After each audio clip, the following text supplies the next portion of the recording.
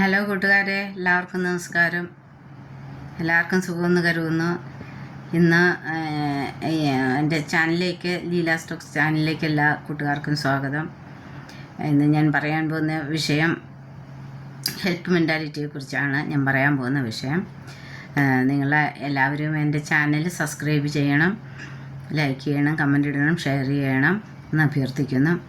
അപ്പം നേരെ വീഡിയോയിലേക്ക് കടക്കാം. ഇന്നത്തെ ഒരു കാലയളവിൽ നമ്മൾ കാണുന്നതായിട്ടുള്ള ഒരു കാര്യം എന്താണെന്ന് ചോദിച്ചാൽ, ഹെൽപ്പ് മെൻറ്റാലിറ്റി അങ്ങനെ അധികമില്ലാത്ത ആൾക്കാരാണ് നമുക്ക് കാണാൻ പറ്റുന്നത്. അതായത്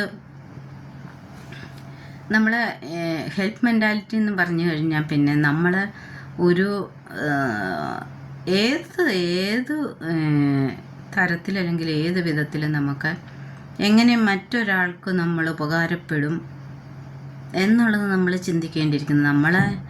നമുക്ക് വേണ്ടിയിട്ട് മാത്രം നമ്മൾ ജീവിച്ച്, നമുക്ക് വേണ്ടിയിട്ട് മാത്രം നമ്മൾ ഞാൻ എൻ്റെ കുടുംബം അല്ലെങ്കിൽ എൻ്റെ മക്കളെ അങ്ങനെ ഒരു സെൽഫിഷ് ജീവിതത്തിലോട്ട് നമ്മൾ പോകാതെ, നമുക്ക് ചുറ്റും കാണുന്ന സമൂഹത്തിൽ നമ്മൾ വരവിലും പോക്കിലും ഒക്കെ നമ്മൾ ചുറ്റും കാണുന്ന ചില സംഭവങ്ങൾ, ചില ആൾക്കാരെ നമുക്ക് കാണുമ്പോൾ അവർക്കും ഒരു സഹായത്തിൻ്റെ ആവശ്യമുണ്ടെന്ന് നമുക്ക് കണ്ടാൽ നമ്മളത് ചെയ്തിരിക്കണം.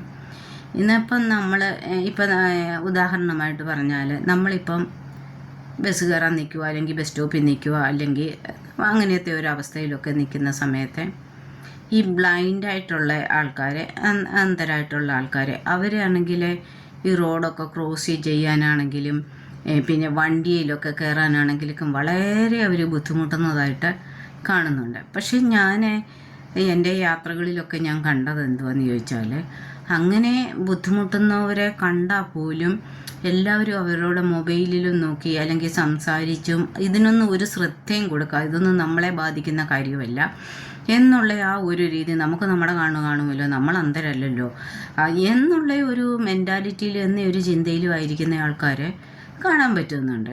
പക്ഷേ എന്നെ സംബന്ധിച്ചെന്ന് പറഞ്ഞാൽ എനിക്കത് പറ്റുകയില്ല. എനിക്കങ്ങനെയുള്ള കാര്യങ്ങൾ കണ്ടാൽ എനിക്കങ്ങനെ കണ്ടു നിൽക്കാൻ പറ്റത്തില്ല. എനിക്ക് ഭയങ്കര വിഷമമാണ്. പെട്ടെന്ന് ഞാൻ ഒത്തിരി ഹമ്പിളായിട്ടുള്ള ഒരാളാണ്. ഒത്തിരി പെട്ടെന്ന് എൻ്റെ മനസ്സ് ദയയും കരുണയൊക്കെ കൊണ്ടിതാകുന്നതാണ്. അപ്പോൾ എനിക്കങ്ങനെ പറ്റത്തില്ല. ഞാനപ്പം ഇങ്ങനെയൊക്കെ കണ്ടാൽ ഞാൻ അവരെ ഹെൽപ്പ് ചെയ്യും. അവർ ക്രോസ് ചെയ്ത് പോകാനെ കൊണ്ട് അവരെ ഹെൽപ്പ് ചെയ്യും. അതിലൊക്കെ ബസ്സിലൊക്കെ കയറിയാൽ തന്നെയാണെങ്കിലും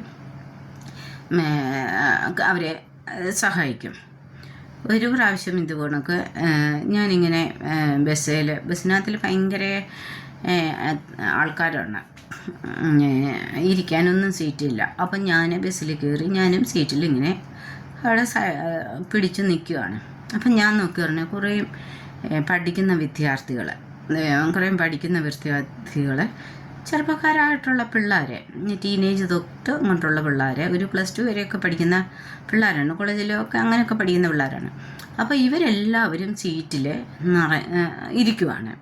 ഇവരെല്ലാവരും സീറ്റിലിരിക്കുന്നു. ലേഡീസ് സീറ്റിൽ ഉൾപ്പെടെ അവരിങ്ങനെ ഇരിക്കുവാണ്. അവരുടെ മൊബൈലിലും തോണ്ടി അവരുടെ സുഹൃത്തുക്കളോട് സംസാരിച്ചു കൊടുത്തും ഒക്കെ അവരിങ്ങനെ നിൽക്കുന്നത്. അപ്പോൾ പ്രായമുള്ള അമ്മച്ചിമാർ നിൽക്കുന്നുണ്ട്, വണ്ടിയിലെ കമ്പിയെ പിടിച്ച് ഒക്കെ നിൽപ്പുണ്ട്. അതുപോലൊക്കെ ഈ കണ്ണ് കാണാത്ത ബ്ലൈൻഡായിട്ടുള്ള ഒരാൾ ഈ നിൽപ്പുണ്ട്, സീറ്റ് കിട്ടാതെ ആ സൈഡിൽ പിടിച്ച് നിൽപ്പുണ്ട്. അപ്പോൾ ഇത് എനിക്കങ്ങോട്ട് എന്തോ ഒരു എനിക്ക് സീറ്റ് വേണ്ട, സാരമില്ല.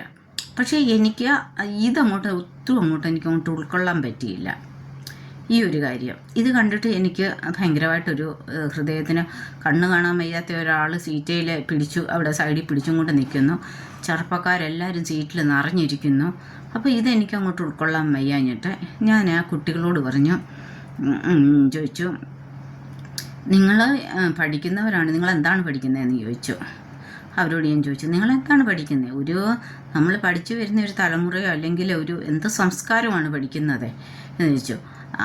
അപ്പോൾ പിള്ളേരെന്നോട് ചോദിച്ചു, എന്തുവാന്ന് ചോദിച്ചു. ഞാൻ ചോദിച്ചു, ഈ അടുത്ത് നിൽക്കുന്ന ഈ ആളിനെ നിങ്ങൾ കണ്ടില്ലേ? ഈ ആളിന് കണ്ണ് കാണുന്നില്ല, ബ്ലൈൻഡായിട്ടുള്ള ഒരാളാണ്.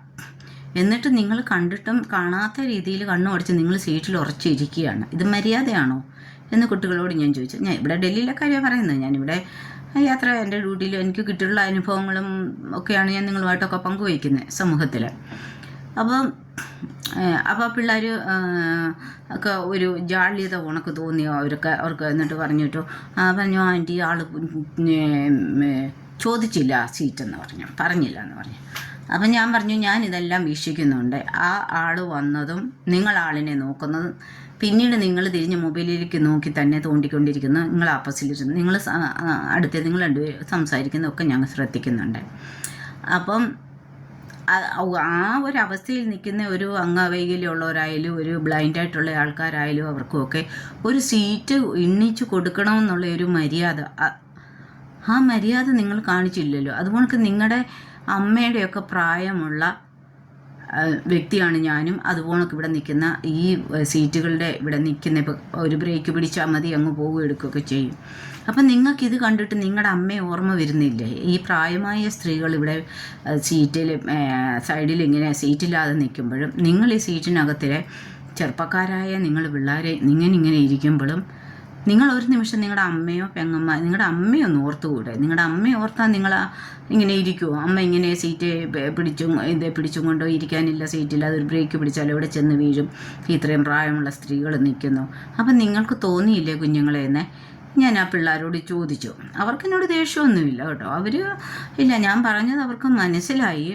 അവരതിനെ പോസിറ്റീവായിട്ട് ആ കുഞ്ഞുങ്ങൾ അതിനെ എടുത്തിട്ട് അവർ സീറ്റ് ഈ പുള്ളിക്കാരന് കൊടുക്കുകയും ചെയ്തു. ഞാൻ ആ സീറ്റ് മേടിച്ച് ഈ പുള്ളിക്കാരന് കൊടുക്കുകയും ചെയ്തു. അപ്പോൾ അടുത്ത ആ സീറ്റിൽ തന്നെ ഇരുന്ന വേറൊരു പയ്യനും കൂടെ എഴുന്നേറ്റിട്ട് എന്നോട് പറഞ്ഞു, ആൻറ്റി ഇരിക്കുന്നു. അപ്പം ഞാൻ പറഞ്ഞു സാരമില്ല, ഞാൻ നിന്നോളാം. അപ്പം എന്നെക്കാളും പ്രായമുള്ള ഒരാൾ നിൽക്കുന്ന കണ്ടു. ആ ആൻറ്റിയെ പിടിച്ച് ഞാനിവിടെ ഇരുത്തി. അതുകൊണ്ട് എത്രയോ സംഭവങ്ങൾ നമ്മളെ വണ്ടിയിലൊക്കെ കയറിയാലും കൊച്ചുങ്ങളെയും കൊണ്ടൊക്കെ കയറിയാലായാലും ഇപ്പോഴത്തെ ഒരു യുവതലമുറ ഇതൊന്നും കണ്ടാൽ ഇവരെയൊന്നും ബാധിക്കത്തില്ല. പണ്ടൊക്കെ എന്ന് പറഞ്ഞാൽ നമ്മളും കോളേജിലൊക്കെ പഠിച്ചിട്ടുള്ളത്, നമ്മളും പഠിച്ച സമയത്തൊന്നും ഞങ്ങളൊന്നും വണ്ടിയിലിരുന്ന് റാന്നി സെൻറ്റ് തോമസ് കോളേജിൽ പഠിച്ചതാണ് ഞാൻ. നമ്മളൊന്നും വണ്ടിയിലൊന്നും കയറി ഇരുന്നിട്ടുള്ള ഓർമ്മ പോലുമില്ല. വണ്ടിയിൽ ഈ പഠിക്കാൻ പോയ സമയങ്ങളിലൊന്നും വണ്ടിയിലിരുന്ന് ഓർമ്മ പോലുമില്ല. കാരണം ഭയങ്കര തിക്കും തിരക്കുമാണ്. പിന്നെ അതിൻ്റെ അകത്തിൽ പ്രായമുള്ളവർക്കും അല്ലെങ്കിൽ ഗർഭിണികൾക്കും അല്ലെങ്കിൽ കുഞ്ഞുങ്ങളെയും കൊണ്ടൊക്കെ കയറുന്നവർക്കൊക്കെയാണ് സീറ്റ്. നമ്മളൊന്നും ഇരുന്ന് പോയിട്ടുള്ള ഒരു ഇതല്ല. ബൈ ചാൻസ് ഒരു സീറ്റ് കിട്ടിയോ ബൈ ചാൻസ് ഇരുന്ന് പോയെങ്കിൽ പെട്ടെന്ന് ആരെങ്കിലും കയറുന്ന അന്നേരം തന്നെ എഴുന്നേറ്റ് അവർക്ക് ആ സീറ്റ് കൊടുക്കുന്ന ഒരു ജനറേഷനായിരുന്നു എൻ്റെയൊക്കെ ഉണ്ടായിരുന്നത്. പക്ഷേ ഇപ്പം വന്നിട്ട് എന്താണെന്ന് ചോദിച്ചാൽ ഈ ഒരു ന്യൂ ജനറേഷൻ അല്ലെങ്കിൽ അവർക്ക് ഇതൊന്നും ഞങ്ങളെ ഇതിലുള്ളതല്ല, ഞങ്ങളെ ഇതുമല്ല എന്നിങ്ങനെ പറയുന്നു. അപ്പോൾ ഒരു പ്രാവശ്യം ഇതുപോണക്ക് ഇങ്ങനെ ലേഡീസ് സീറ്റിൽ ലേഡീസൊക്കെ ഇങ്ങനെ ഇരിക്കുവാണ്. ലേഡീസ് സീറ്റിൽ ഒരു 2 പയ്യന്മാരിയ്ക്കുകയാണ്. അപ്പോൾ 2 അമ്മച്ചിമാരവിടെ കമ്പിയെ തൂങ്ങി ഇങ്ങനെ നിൽക്കുവാണ്. വണ്ടി പിടിക്കുമ്പോൾ അങ്ങോട്ടോലേന്നു ഇങ്ങോട്ടോലേന്നു അവരിങ്ങനെ നിൽക്കുവാണ്. അപ്പം ഇങ്ങനെയൊക്കെ ഉള്ളിടത്ത് ഞാൻ പ്രതികരിക്കുന്ന ഒരു കൂട്ടത്തിലാണ്. അപ്പം ഞാൻ ഈ പയ്യന്മാരോട് പറഞ്ഞു, അയ്യോ നിങ്ങൾ കണ്ടില്ല, ഞാനും നിൽക്കുക, എനിക്കും സീറ്റില്ല, ഞാനും നിൽക്കുക. അപ്പം ഞാൻ ഈ പയ്യന്മാരോട് പറഞ്ഞു, ഭയ്യ ഇത് കണ്ടില്ലേ ഈ അമ്മച്ചിമാരിവിടെ നിൽക്കുന്നേ, അവരുടെ അല്ലേ സീറ്റ്, ആ സീറ്റ് അങ്ങ് കൊടുക്ക എന്ന് പറഞ്ഞു, കണ്ടില്ലേ അവർ നിൽക്കുന്നേ എന്ന് പറഞ്ഞു. അപ്പോൾ എടുത്ത വായിലെ ആ പയ്യൻ എന്നോട് പറഞ്ഞത്, ഞങ്ങൾ പിന്നെ ഇവിടെ പോകുമെന്ന് എന്നോട് ചോദിച്ചൊരു വാചകമാണ്, ഞങ്ങൾ പിന്നെ ഇവിടെ പോകുമെന്ന്.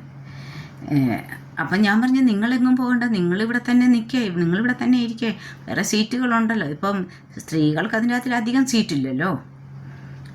ഈ സ്ത്രീകളുടെ സീറ്റെന്ന് പറയുന്നത് അതിൻ്റെ അകത്തിൽ അധികം സീറ്റില്ലല്ലോ, അത്രയും സീറ്റല്ലേ ഉള്ളൂ. മക്കളെ നിങ്ങൾ ചെറുപ്പക്കാരല്ലേ, നിങ്ങൾക്ക് നിന്നാലും കുഴപ്പമില്ലല്ലോ, ആ അമ്മച്ചിമാർക്ക് വയ്യാതെ അല്ലേ പിടിച്ചും കൊണ്ട് നിൽക്കുന്നേ എന്ന് പറഞ്ഞു. അങ്ങനെ അവൻ പിന്നെ എൻ്റെ മുഖത്ത് നോക്കി എന്നോട് ഒരു ദേഷ്യപ്പെട്ടുള്ള രീതിയിൽ എണ്ണീറ്റു. പിന്നെ ആ അമ്മച്ചിമാരവിടെ സീറ്റിലിരിക്കുകയും ചെയ്തു. ഇപ്പം ഞാൻ അന്നേരം ഓർക്കുന്നത് എന്താണെന്ന് വെച്ചാൽ, ഞാൻ വിദേശത്ത് ജോലി ചെയ്ത സമയത്ത് ഞങ്ങളവിടെ യാത്ര ചെയ്യുമ്പോൾ MNEയിൽ 15 വർഷം ഞങ്ങൾ ജോലി ചെയ്ത, ഞങ്ങളവിടെ യാത്ര ചെയ്യുന്ന സമയത്ത് ഞങ്ങൾ വണ്ടിയെ പോകുന്ന സമയത്ത് വണ്ടിയെ കയറുന്ന സമയത്ത് അവിടെ വണ്ടിയിൽ സീറ്റില്ല. ഞങ്ങൾ ബസ്സിൽ കയറുമ്പോൾ ചിലപ്പോൾ സീറ്റില്ലെങ്കിൽ ഞങ്ങൾ കണ്ടതെന്ന് വെച്ചാൽ അവിടുത്തെ ആൾക്കാരെ എണ്ണീറ്റ് തന്നിട്ട് ഞങ്ങളെ ഇരുത്തുന്നതാണ് ഞങ്ങൾ കണ്ടത്. അവിടുത്തെ ആൾക്കാർ ഞങ്ങളെ എഴുന്നേറ്റിട്ട് നിങ്ങളിരിക്കെ, അയ്യോ നിങ്ങൾ ഇന്ത്യക്കാരല്ലേ, നിങ്ങൾ ഇന്ത്യയിൽ നിന്ന് വന്നവരില്ലേ, അയ്യോ നിങ്ങളിരിക്കെ എന്നും പറഞ്ഞ് അവർ എഴുന്നേറ്റ് നിന്നിട്ട് നമുക്ക് സീറ്റ് തന്ന, വിദേശികളായി ചെന്ന നമുക്ക് സീറ്റ് തന്നവരാണ് അവിടുത്തെ ആൾക്കാരെ.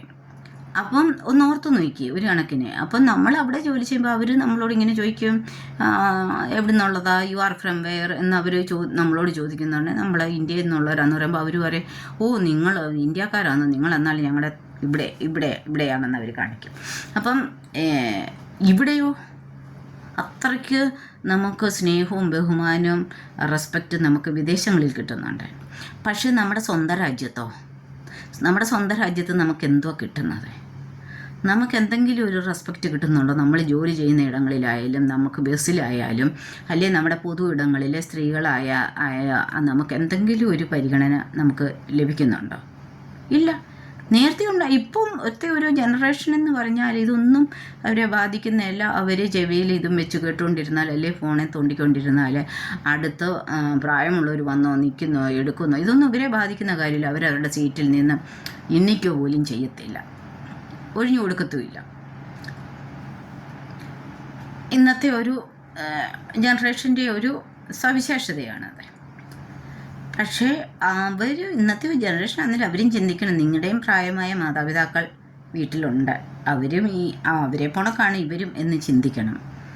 അതാണ് എനിക്ക് പറയാനുള്ളത്. യുവതലമുറ എന്ന് പറഞ്ഞാൽ ഇതൊന്നും ഞങ്ങളെ ബാധിക്കുന്നതല്ല. ഇത് മുമ്പിലില്ലാതെ ഒന്നും മുൻപിൽ വരത്തില്ല. നിങ്ങൾ എവിടുന്ന് വന്ന തലമുറയാണ്? നിങ്ങൾ ന്യൂ ജനറേഷൻ എന്ന് പറയും. നിങ്ങൾ എവിടുന്ന് വന്ന തലമുറയാണ്? ഈ ഓൾഡ് ജനറേഷൻ്റെ തലമുറക്കാരല്ലേ നിങ്ങൾ ഇങ്ങോട്ട് വന്നത്? അത് നിങ്ങളെന്താ മറന്നു? നിങ്ങളുടെ അപ്പനെയും അമ്മയൊക്കെ നിങ്ങൾ ഓർമ്മിച്ചാലും, നിങ്ങളുടെ ആൻറ്റിമാരെയും അങ്കിൾമാരെയും ഒക്കെ നിങ്ങൾ ഓർമ്മിച്ചാൽ നിങ്ങൾ ഇങ്ങനെ ചെയ്യുമോ? നിങ്ങളിങ്ങനെ ചെയ്യത്തില്ല. നമ്മളെപ്പോഴും നമ്മളെ കൊണ്ട് എന്ത് ചെയ്യാൻ പറ്റും? സമൂഹത്തിൽ നിൽക്കുമ്പോഴായാലും എവിടെയായെന്ന് പറഞ്ഞാലും ഒരു കുഞ്ഞു കാര്യമാണെന്ന് പറഞ്ഞാൽ നമുക്ക് ചെയ്യാവുന്നത് നമ്മൾ ചെയ്തിരിക്കണം. നമ്മളൊന്ന് വണ്ടി കയറാൻ അവരെ ഹെൽപ്പ് ചെയ്യുന്നതോ, അല്ലെങ്കിൽ ബ്ലൈൻഡായിട്ടുള്ളവർക്കൊന്ന് ക്രോസ് ചെയ്യാൻ ഇത് കൊടുക്കുന്നോ, അല്ലെങ്കിൽ വാർദ്ധക്യത്തിലുള്ളവരെ അവർക്കൊന്ന് ക്രോസ് ചെയ്യാനോ, അല്ലെങ്കിൽ അവരെ ഒന്ന് സഹായിക്കുന്നതിന് വണ്ടിയെ കയറാനോ എടുക്കാനോ ഒക്കെ സഹകരിക്കുന്നതൊക്കെ അതും ഭയങ്കര ബ്ലെസ്സിങ്സ് നിങ്ങൾക്ക് കിട്ടുന്നതാണ്. ഒരിക്കലും അങ്ങനെയുള്ള കാര്യങ്ങൾ ചെയ്യാൻ കിട്ടുന്ന അവസരങ്ങൾ നഷ്ടപ്പെടുത്തരുത് എന്നാണ് എനിക്ക് പറയാനുള്ളത്.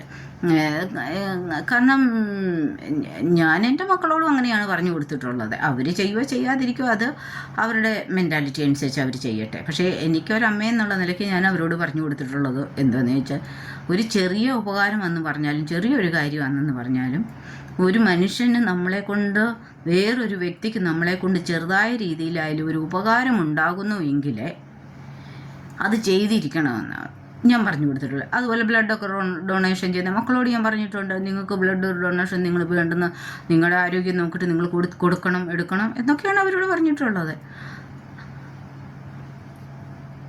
ചുരുക്കി പറഞ്ഞാൽ ഞാൻ പറഞ്ഞു വരുന്നത് എന്താണെന്ന് ചോദിച്ചാൽ, നമ്മൾ നമുക്ക് വേണ്ടിയിട്ട് മാത്രം ജീവിച്ചു, ഞാൻ എൻ്റേത്, അല്ലെ ഞങ്ങളുടേത് എന്ന് മാത്രം നമ്മൾ ചിന്തിച്ച് ജീവിച്ചു കഴിഞ്ഞാൽ എന്തോ അതിൻ്റെ അകത്തിലുള്ള നമുക്ക് തന്നെ ഒരു സന്തോഷം കിട്ടത്തില്ല. നമ്മൾ മറ്റുള്ളവർക്ക് വേണ്ടിയിട്ട് കൂടെ നന്മകൾ ചെയ്തും ഉപകാരങ്ങളും ചെയ്തും ഒക്കെ ജീവിക്കുമ്പോഴാണ് നമ്മുടെ ജീവിതം ധന്യമാകുന്നത്. അല്ലാതെ നമുക്ക് കുറച്ച് പണമുണ്ട്, നമുക്ക് വലിയ വീടുകളുണ്ട്, അല്ലെങ്കിൽ നമുക്ക് എന്തോത്തിൻ്റെ കുഴപ്പം, നമുക്ക് ആരെക്കൊണ്ട് ഒരു ആവശ്യം വരില്ല, ഞങ്ങൾക്ക് ഇന്നതുണ്ട്, ഞങ്ങൾക്ക് ബാങ്ക് ബാലൻസ് ഉണ്ട്, അല്ലെങ്കിൽ ഞങ്ങൾക്ക് വീടുകളുണ്ട്, അല്ലെങ്കിൽ ഞങ്ങൾക്ക് അതുണ്ട്, ഇതുണ്ട്, സ്വത്തുണ്ട്, മുതലുണ്ട് എന്നൊക്കെ പറഞ്ഞ് നമ്മൾ ചിന്തിക്കുമ്പോഴും നമുക്കറിയത്തില്ല നമുക്ക് മുന്നിൽ പിന്നെ എന്തിലാണ് ദൈവം വെച്ചിരിക്കുന്നതെന്നുള്ളത് നമുക്കറിയത്തില്ല.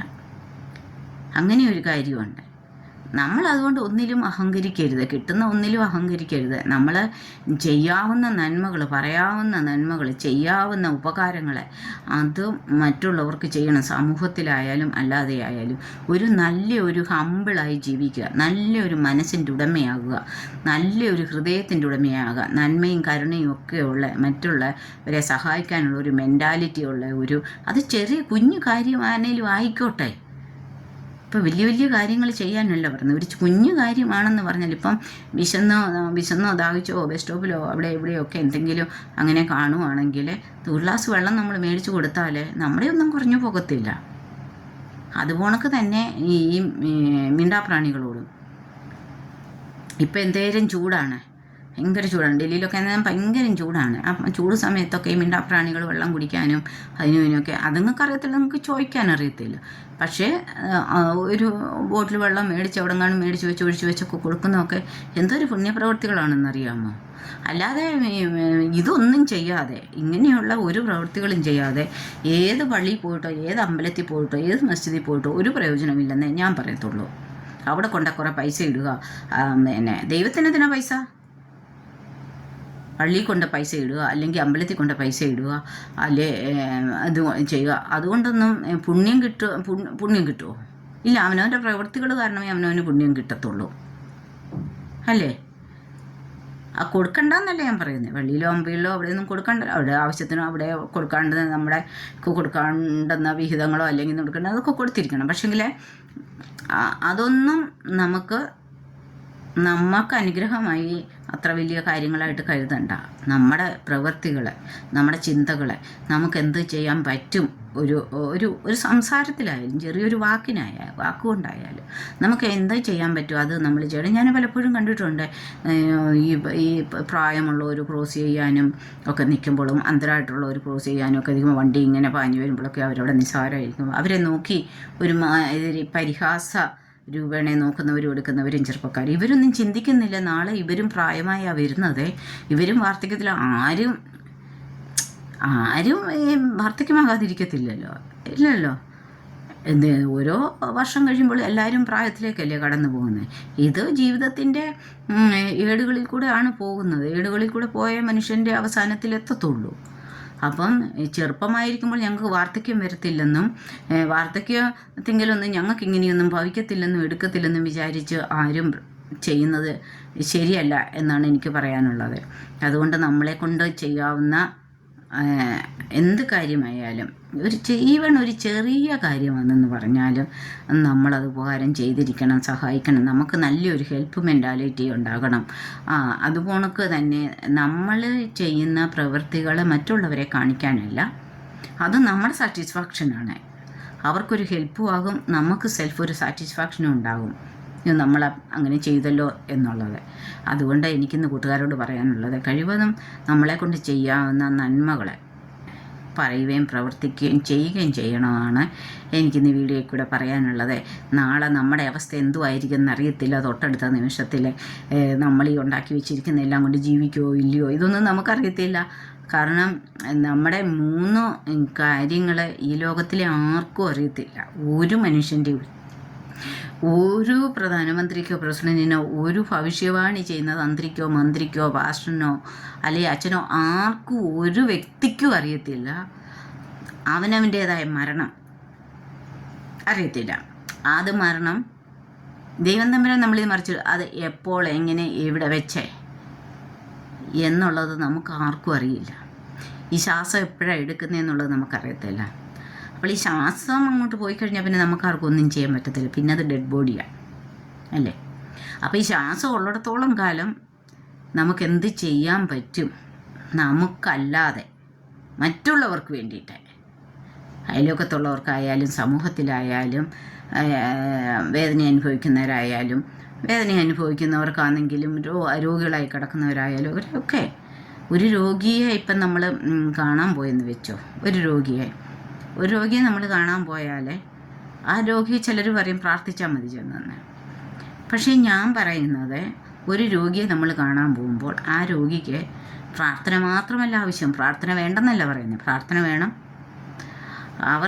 അവർക്ക് സാമ്പത്തികമായിട്ടുള്ള എന്തെങ്കിലും സഹായം വേണം, അവർക്ക് എന്തെങ്കിലും മേടിച്ചു കൊണ്ട് പോകും, അങ്ങനെയൊക്കെയുള്ള പല കൂട്ടം കാര്യങ്ങളുണ്ട്. അല്ല പ്രാർത്ഥന മാത്രമല്ല, പ്രാർത്ഥനയും വേണം. നമ്മൾക്ക് കൊണ്ട് എന്ത് ചെയ്യാൻ പറ്റുമോ അത് ചെറുതായാലും ഒരു 50 രൂപയായാലും ചെന്നിട്ട് അവരുടെ കയ്യിൽ വെച്ച് കൊടുക്കാൻ പറ്റുന്നുണ്ടെങ്കിൽ അത് വെച്ച് കൊടുക്കണം. ഒരു ഫ്രൂട്ട്സോ എന്തെങ്കിലും മേടിച്ചുകൊണ്ട് പോകാൻ പറ്റുമെങ്കിൽ അത് അവർക്ക് മേടിച്ചുകൊണ്ട് പോയി എടുക്കണം. അതാണ് ചെയ്യേണ്ടത്, അങ്ങനെയാണ് വേണ്ടത്. അപ്പോൾ കൂട്ടുകാരെ, ഇന്നത്തെ വീഡിയോ ഇവിടെ ഞാൻ ഫിനിഷ് ചെയ്യാൻ പോവുകയാണ്. എനിക്ക് ടോട്ടലി ഇന്നത്തെ വീഡിയോയിൽ ഇതാണ് പറയാനുള്ളത്. നമ്മളെക്കൊണ്ട് ചെയ്യാവുന്ന നന്മകളെ പറയുക, പ്രവർത്തിക്കുക, ഹമ്പിളായി ജീവിക്കുക. അതുപോണക്ക് തന്നെ ഒരു നല്ല മനസ്സിൻ്റെ ഹൃദയത്തിൻ്റെ ഉടമയായി മറ്റുള്ളവരോടുള്ള ഒരു ഹെൽപ്പ് മെൻറ്റാലിറ്റി വെക്കുക, സഹായിക്കാനും ഉപകാരം ചെയ്യുവാനും ഒക്കെ ഉള്ളത്. അത് നാളെ നല്ലൊരു അനുഗ്രഹമായിട്ട് മാറും. ഒരു വ്യക്തിത്വമായി കാണും. കാരണം നമ്മൾ മരിക്കുമ്പോൾ എന്തുവാ നമ്മളെ ഓർക്കുന്നത്? ഓരോ വ്യക്തികളും മരിക്കുമ്പോൾ അവരെ ചെയ്ത നന്മകളും അവരുടെ പ്രവൃത്തികളനുസരിച്ചാണ് അവർ പോയി കഴിയുമ്പോൾ അവരെ വിലയിരുത്തി സമൂഹം സംസാരിക്കുന്നത്. ചിലർ മരിക്കുമ്പോൾ പറയും അയ്യോ അയാൾ പോയത് നന്നായില്ലേ, അവർ പോയത് നന്നായിരുന്നു. പക്ഷേ ചിലർ മരിക്കുമ്പോൾ പറയും അയ്യോ നല്ലൊരു മനുഷ്യനായിരുന്നു, നല്ലൊരു അമ്മച്ചിയായിരുന്നു, നല്ലൊരു അപ്പച്ചൻ, അയ്യോ ദൈവമേ പോയോ എല്ലാവർക്കും ഒരു ഉപകാരിയായിരുന്നു. അപ്പോൾ ഏതാണ് ഇതിൽ വേണ്ടതെന്ന് നിങ്ങൾ തന്നെ തീരുമാനിക്കുക, എങ്ങനെയായി തീരുക. ഓക്കെ, അപ്പോൾ എല്ലാവർക്കും നല്ലൊരു ദിവസം ആശംസിക്കുന്നു. ഇന്ന് ഇത്രയും, ഇനി വേറൊരു വീഡിയോ ആയിട്ടും കടന്നു വരാം. അതുവരെയും നമസ്കാരം. എൻ്റെ വീഡിയോ ഷെയർ ചെയ്യണം, എൻ്റെ ചാനൽ സബ്സ്ക്രൈബ് ചെയ്യണം, ലൈക്ക് ഇടണം, കമൻറ്റ് ഇടണം, പ്രോത്സാഹിപ്പിക്കണം.